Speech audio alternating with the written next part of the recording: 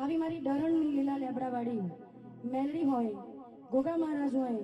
અને મારા પ્રશાંતભાઈ તથા કાલરિયા પરિવાર ગવડાવતો હોય એવા મારા પિન્ટુભાઈ બુવાજી હોય અને ડરણની મેલડી માટે ગોગાજી માટે ખાસ કહેવું છે ત્યારે હો એ ડરણમાં